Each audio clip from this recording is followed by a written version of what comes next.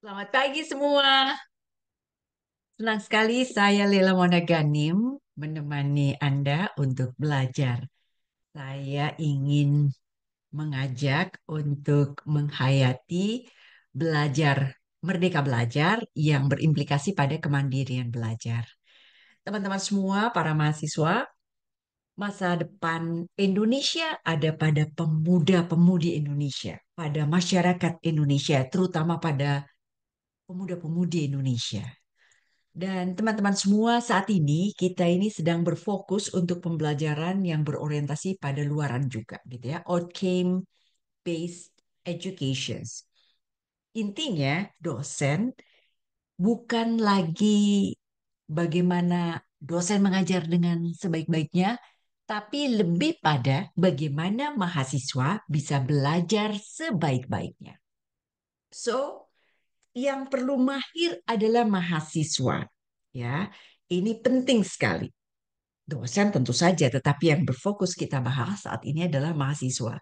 Dan mahir atau mastery adalah sebuah perjalanan. It's a journey.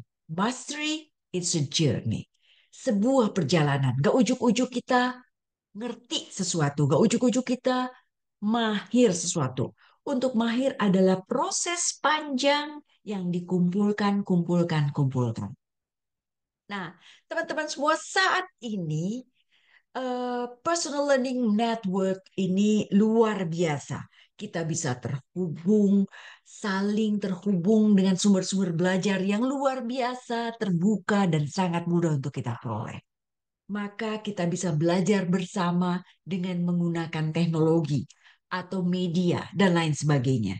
Sekarang ini kita menggunakan fast learning, belajar mandiri atau belajar yang dikombinasikan antara virtual learning, kemudian juga belajar mandiri, kemudian juga pertemuan di kelas dan lain sebagainya. Nah, teman-teman semua, untuk itu maka saya ingin mengingatkan teman-teman mengutamakan untuk belajar secara mandiri dan secara profesional. Dulu kita belajar di kelas, sekarang kita belajar dengan kemandirian yang sangat tinggi. Sayangnya, teman-teman semua, ada sebuah penelitian yang menurut saya penting untuk jadi perhatian. Makin banyak kampus mengadopsi kampus merdeka, tapi cuma 30% yang punya kemandirian belajar. Tidak ada rahasia untuk sukses. Semua adalah melalui persiapan kerja keras, belajar dari kegagalan. Ini hasil dari research yang dilakukan oleh Sari dan kawan-kawan. Menurut saya ini menarik sekali, reflektif buat kita. Jadi hasil dari penelitiannya menunjukkan 30% mahasiswa kemandirian belajarnya tinggi. Hanya 30%.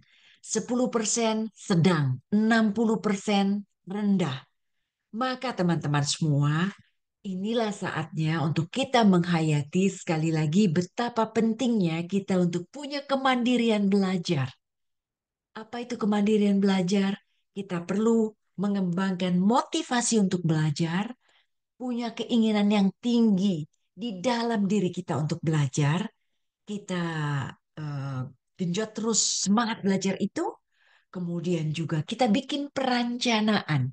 Tujuan belajarnya jelas dan tujuan belajarnya itu didukung dari dosen-dosen, dari sistem yang sudah dikelola sedemikian rupa. Ada kok rencana pembelajaran semester, ada kok silabi, ada kok panduan-panduan belajar.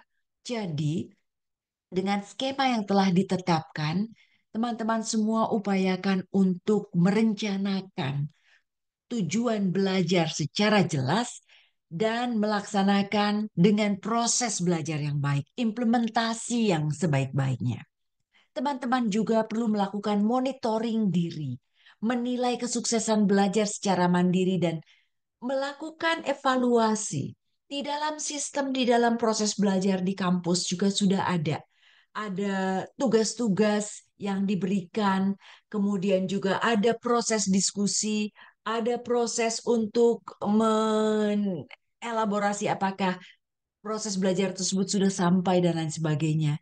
Itu adalah kesempatan untuk kita melakukan monitoring, refleksi kepada diri sendiri melalui sistem-sistem yang sudah dikembangkan di kampus dengan dosen dan juga melalui evaluasi diri sendiri.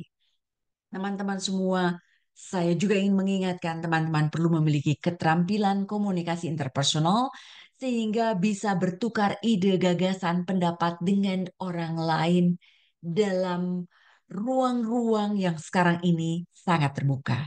Teman-teman semua, selamat belajar dan semoga semua yang kita lakukan ini bermanfaat untuk keberhasilan teman-teman. Sukses selalu. Sampai jumpa.